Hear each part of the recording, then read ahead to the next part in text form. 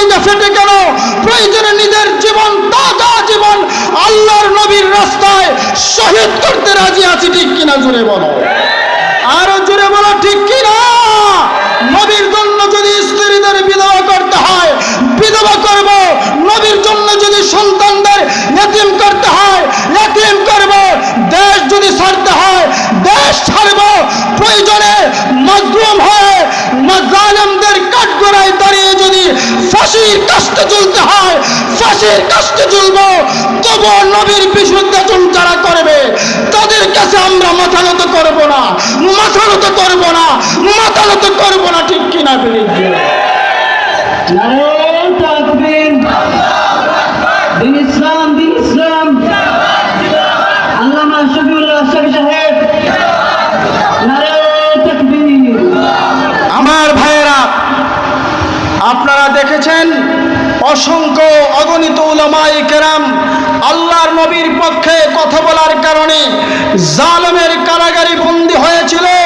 যেই সমস্ত জালেমরা তাদেরকে কারাগারে বন্দী করেছিল, আল্লাহর কি কুদরত, তারা আজকে দেশে নাই, কিন্তু মুসলিম উলামায়ে কেরাম মুক্ত আকাশে বের হয়ে কালিমার দাওয়াত দিচ্ছে, ঠিক কিনা জোরে বলো। আজকে মাহমুদুল হাসান কুনুবি সাহেব আসতেছেন, যিনি মাজলুম হয়েছিলেন, জালেমদের কারাগারে দীর্ঘদিন বন্দী ছিলেন। এটাই আল্লাহর কুদরত। আল্লাহর নবীর উত্তরাধিকারী যারা হয়ে থাকবে কিয়ামত পর্যন্ত তারা দিনের দাওয়াত দিবে।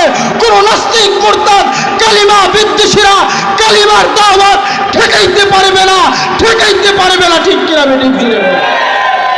আমার ভাইয়ারা, আজ পর্যন্ত নবী মুহাম্মদুর রাসূলুল্লাহ থেকে শুরু করে আজ পর্যন্ত যারা কালিমার বিরোধিতা করেছে তাদের নাম নিশানা দুনিয়াতে নাই, কিন্তু আল্লাহর নবীর নাম, সাহাবায়ে কেরামের নাম, তাবিঈনদের নাম, তাবে তাবিঈনদের নাম, আইম্মায়ে মুজতাহিদিনদের নাম, বর্তমান সময়ের যত বড় বড় উলামায়ে কেরাম আছে তাদের নাম কিয়ামত পর্যন্ত স্বর্ণাক্ষরে করে লেখা থাকবে।